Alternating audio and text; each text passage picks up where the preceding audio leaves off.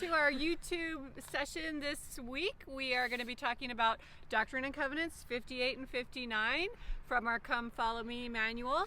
What we do is we're going to walk around the temple block as a family and discuss the concepts. So join us on our walk as we talk about these things, and hopefully it will help you get to know this section of the Doctrine and Covenants and prepare you for your studies of Come Follow Me this week. We're the Ensigns, and we live on Ensign Drive, and we live right across the street from the Saratoga Springs Temple. We love walking around the temple, and so we thought we would just start talking about the gospel as we do so, and put this thing together just to kind of have fun, and we get to share it with our family as well. Hold it steady. Maya's our camera person today, so it may be a little bit bumpier than normal. She's laughing. She actually is really great with cameras, but yeah. All Well, right, like Allison said, we're talking about section 58 and 59, the Doctrine and Covenants, in this Missouri period of the church history. This is about 1831 to 1833, and there's a lot going on because 1,200 people from New York have now showed up in Missouri. Back in section, I think it was 52, we had the prophets sent out 14 different companionships for going out to Missouri and preaching the gospel on their way, said by the way, and they were also going to get ready for Zion. That's what they were expecting, is to have Zion here in Missouri. And they had such high hopes when they traveled how many hundred miles? Like 800, 900 miles. That's a long way to go back in that day. They didn't just get on a plane, and they were so excited to go to Zion. What did they find? Yeah, well, and these poor New York saints, they went from Colesville, New York over to Ohio, and then they got kicked out of there, and then so now they're going out to Missouri, and they didn't find a whole lot. But you know what? There were some saints who were just so wonderful, and they cared because they knew it was something special, and they believed and they had faith. One of them, I don't know if you were going to talk about Polly Knight, but Polly Knight was Newell K. Knight's mom, and she was very ill and probably dying, and she was 55 years old. But she was dying, and she wanted to make sure that she died and was buried in Zion in Missouri. So, well, a lot of that was obedience. She wanted to go there. She wanted to see Zion, and that was her goal. And I believe she died the day after they got there. Yeah, it was like a couple days after. So she made it, and that was really important to her. Yeah, it was really important that Very she set sweet. foot on Zion, and she did. But there were some people who looked around there in Missouri and Independence and thought, this is not any good. This is the edge of the United States. This is the frontier wilderness. So there was like 3 or 4 different buildings there, and that's all. And Edward Partridge, who's the bishop, of course, he's like, I'm supposed to build a people here? This is horrible. And he's telling Joseph Smith, and Joseph is like, nope, this is what I know to be true. And so then that's what comes when we have section 58.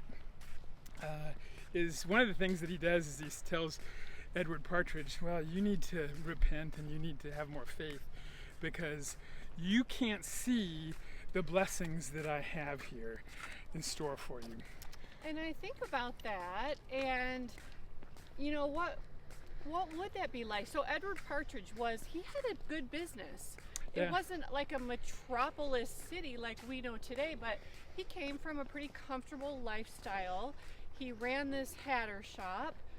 So he left these things with his dream of going to Zion, and then when he got there, it wasn't what he expected in his mind.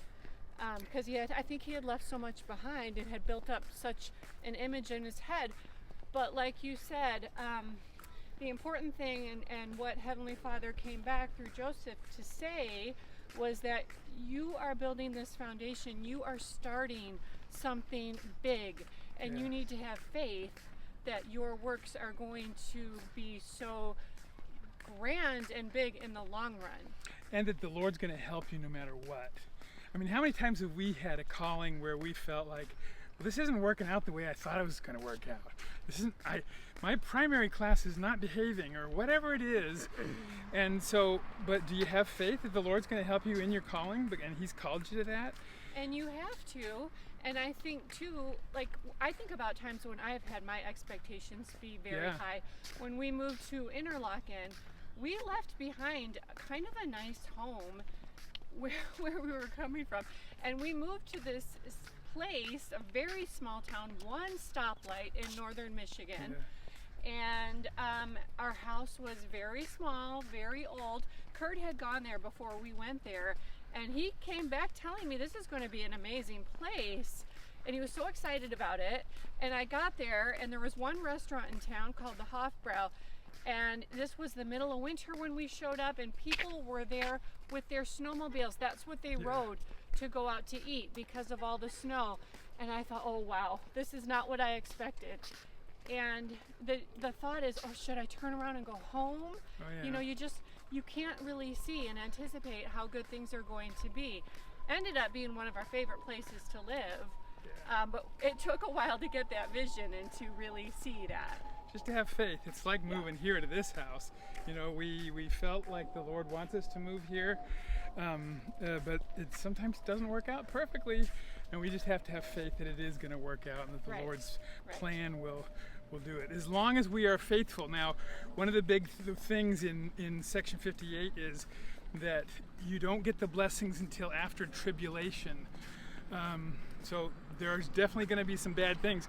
And the saints in Missouri had to figure that out pretty soon, because, you know, Missouri didn't work out too well. There was definitely a lot of tribulation. But that building of Zion wasn't necessarily just building a city right there in Independence, Missouri. It was building a larger, more global thing. And that's what they needed to know, is that the tribulation will first happen, and then globally we will have great growth.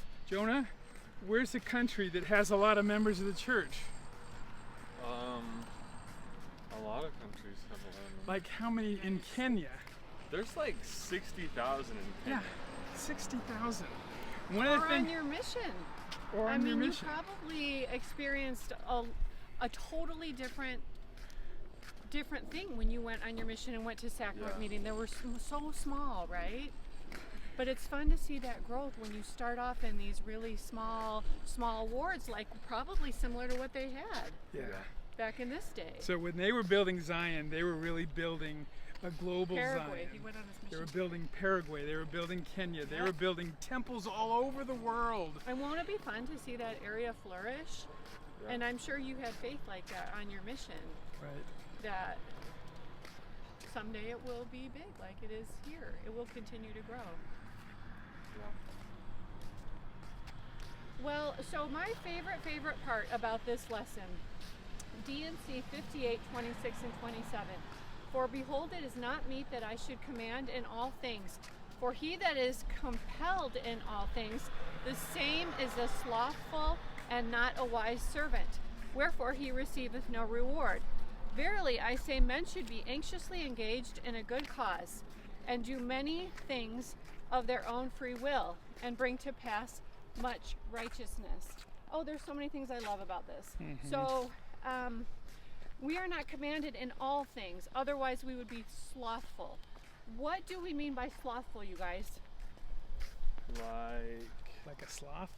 Like slow and not thinking about what you're doing. Yeah. A sloth doesn't hardly move at all. Like, I don't know specifically how much they move. All I know is every time we go to that zoo, the aquarium where they have a sloth, I never even see it. I know.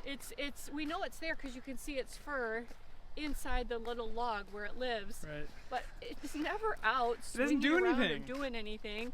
And I'm slothful. Like Jonah said, just like not doing much.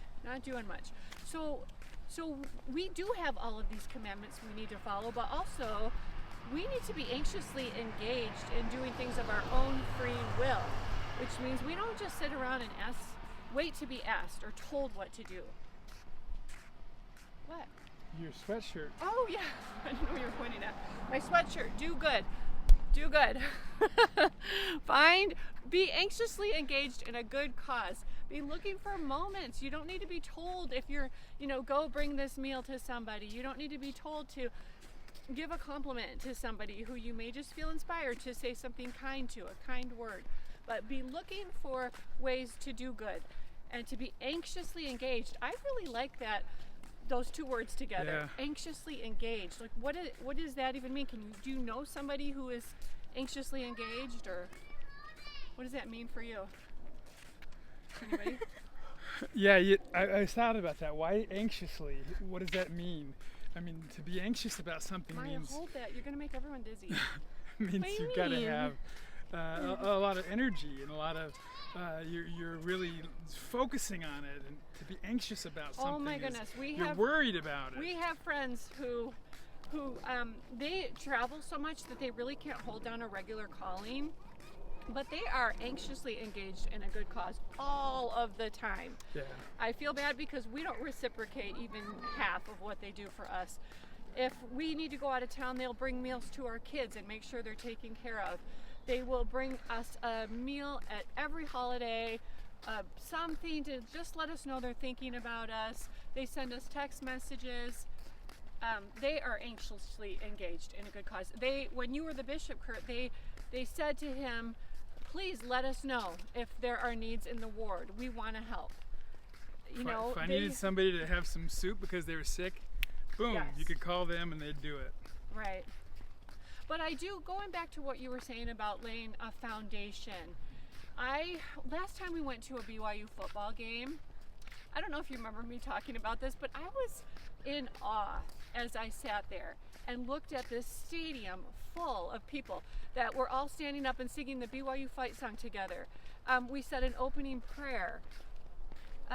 Just a stadium full of, I would say, at least 75-80% Mormon people, right? Sure. And it was just like I said to the people sitting next to me, do you think Brigham Young, this was at BYU, right? So that's why it came to mind, but do you think Brigham Young would have ever thought that the way the church was when he was there would evolve into this giant thing. stadium, this university? How many members of the church do we have now worldwide? Yeah. Is that like 13 million? I don't have the number off the top of my 13 head. or 17 or Something like that.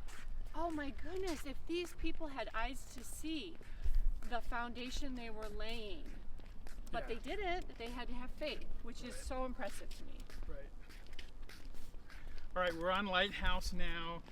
Is there any talks that you guys have read about from our leaders that go towards this particular topic, or anything that we learned in this lesson?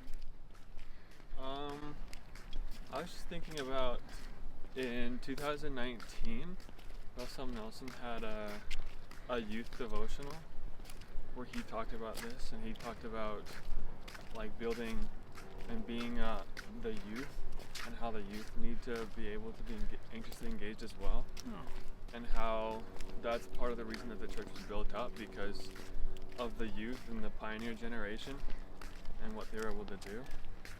Especially a lot of them that they would cross the plains as youth, and then they would spend their entire lives in Utah. So it meant a lot that the younger generation was also anxiously engaged. Yeah. Well, they're the rising generation, They are right? the rising generation. You learn so much from their enthusiasm and their faith.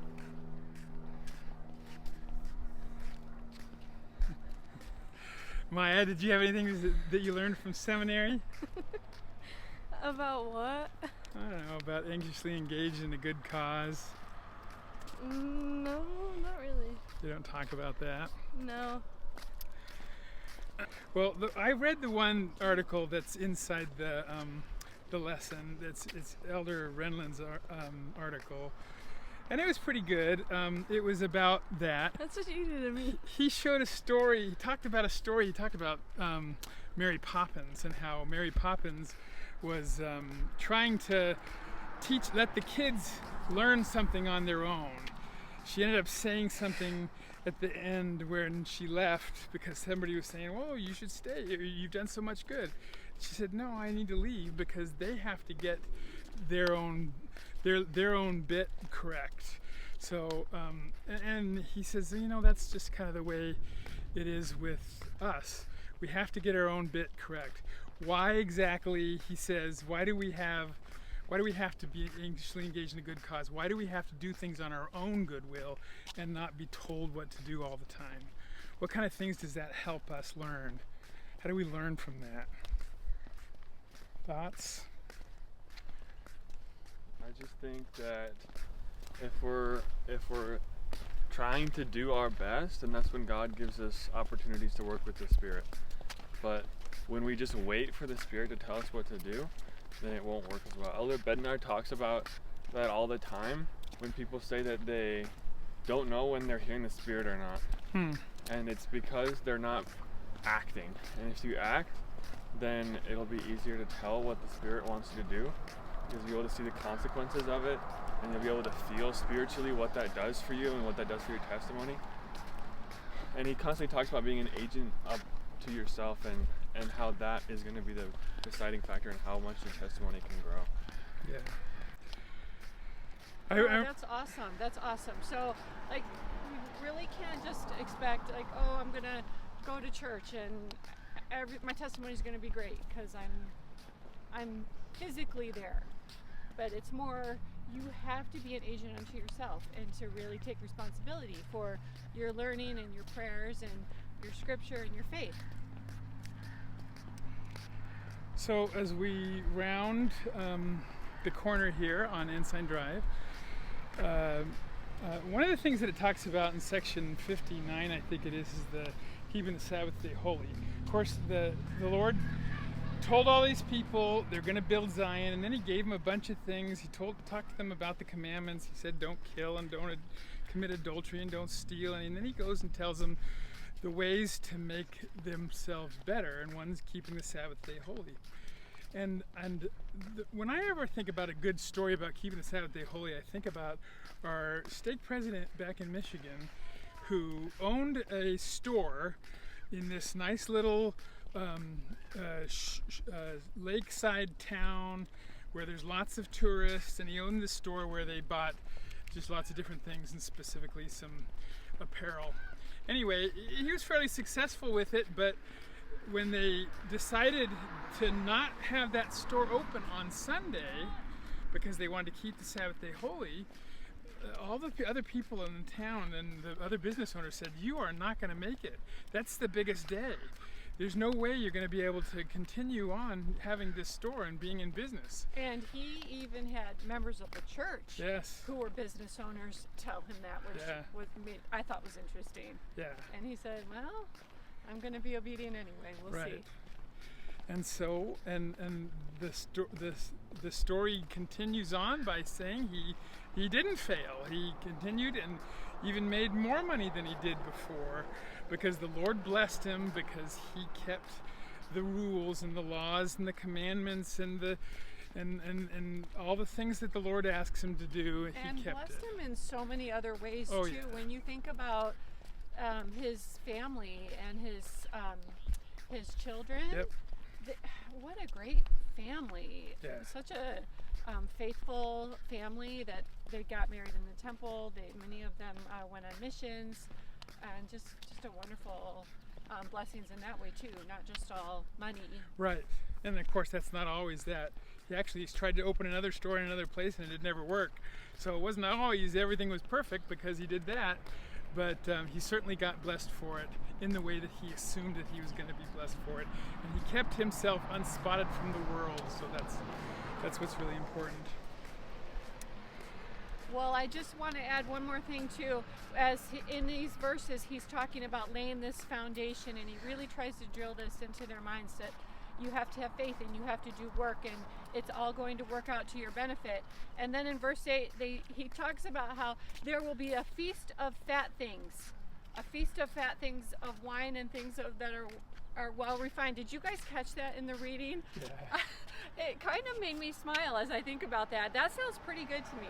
A feast of fat things. I have all these foods that I try not to eat very much of because, you know, I don't want to gain too much weight. But boy, I have a list of things when this feast of fat things come. I'm going to have Reese's ice cream. I'm going to have Reese's peanut butter cups. I have a list of things I am waiting for when that feast comes for me. I'll be ready. There you go. Those are some of those blessings I think that we get. Well, thank you for joining us today, and we're grateful that we could talk about this wonderful lesson. Thanks, Maya, for holding the camera. You did a great job. Woo! Thanks, JoJo, for talking so good and being so great. Look for ways to be good, to do good. Do good. See you next time on Ensigns Ensigns to the to the Nations. Nations.